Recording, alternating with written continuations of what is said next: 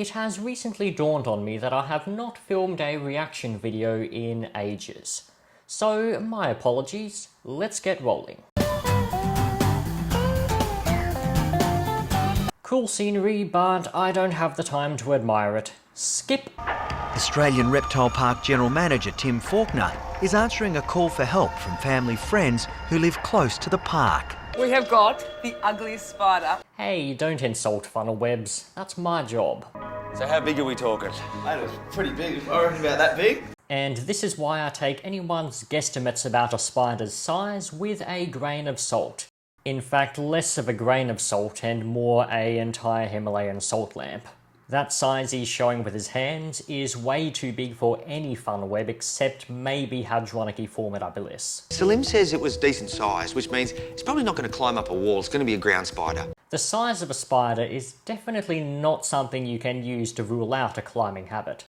One very obvious example of this that should be especially apparent for an Australian are huntsmen. Huntsmen can attain some pretty impressive sizes, and they often like to hang around on vertical surfaces. There's also plenty more examples overseas, such as the various types of arboreal tarantula. Among these is the Asian genus Poecilotheria. Many Poecilotheria species can get very large, much larger than any Australian spider, and they are all highly proficient climbers. Kirst, you are not going to believe what it is. Holy hell. Tilly, just watch out there, darling. This here is where it starts to get a bit fishy. When they first reveal the spider behind the TV, it appears to be a female. It has a robust build and, from what I can see, an unmodified second pair of legs. But after the spider runs out, in the next scene it is very obviously a male. It's built differently with a smaller body and longer legs, and it possesses the tibial spurs characteristic of male Atrax species. It's the world's deadliest spider. That's debatable. The South American wandering spiders of the genus Phonutria also possess a medically significant venom and typically have a defensive temperament. And unlike funnel webs, they don't have the athleticism of a potato. People have died in 75 minutes after being bitten by a funnel web. I am not saying that doesn't happen, but I swear to Sauron that these people never remember to mention that the majority of funnel web bites don't cause severe symptoms.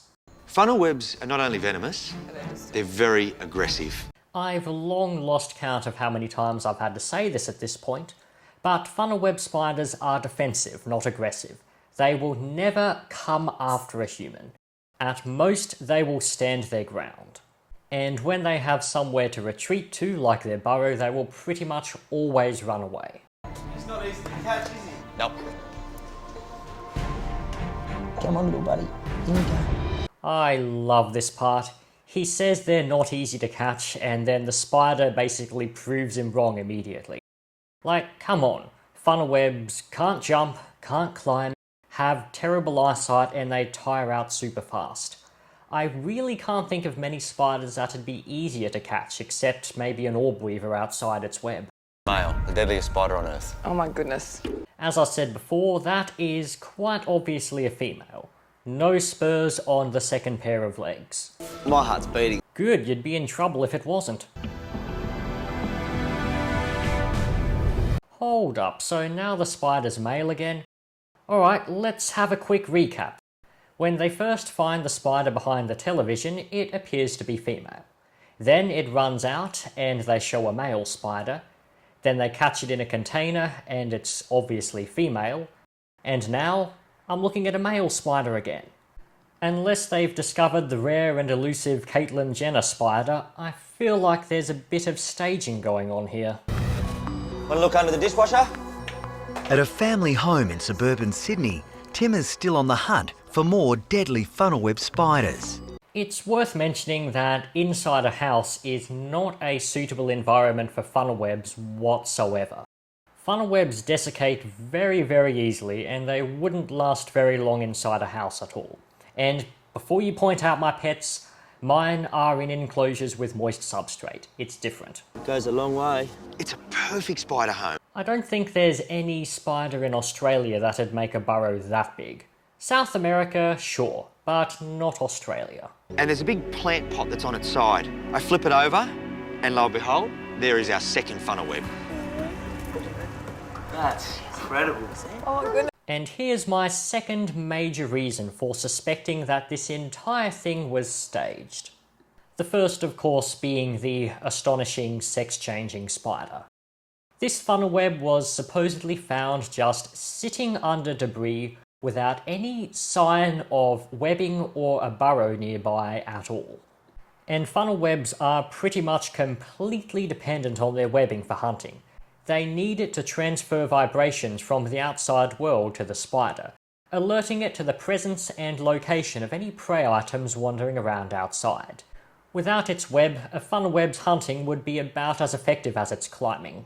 Now I'm going to take the spiders inside because I don't want the girls growing up scared of spiders. I want them to develop a healthy respect. Are they quite aggressive?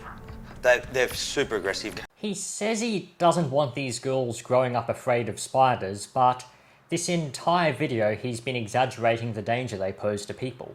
Again, funnel webs are defensive, not aggressive, and ultimately they don't really pose a great risk to people. For the most part, they're just another spider.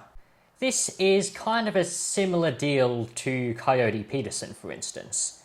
Like, I can't say that Peterson is a bad wildlife presenter full stop, because it's not like there's some sort of objective criteria to be measured against.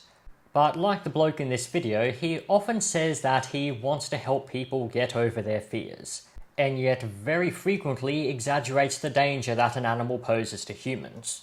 So when marked up against his own standards and his own supposed goals, he does a pretty shitty job. They rear up like this, and you know what he's doing right now?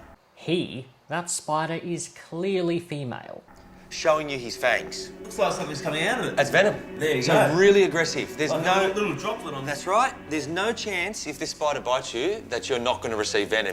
Again, you say you don't want people to be afraid of spiders, but when you talk about them it's all bite, bite, aggressive, aggressive, venom, venom.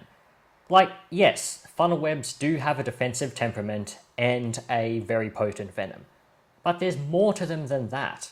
If you want people not to be irrationally afraid of these spiders while still maintaining a healthy respect, well, mention the risk they pose, but also put big emphasis on the fact that, like any other spider in the world, they'd rather leave us alone. The majority of bites by funnel webs don't cause severe symptoms. And also talk about some other things as well, like their ecological roles, or the different species of funnel webs, what kind of habitats they can be found in, the variations in webbing habit depending on species.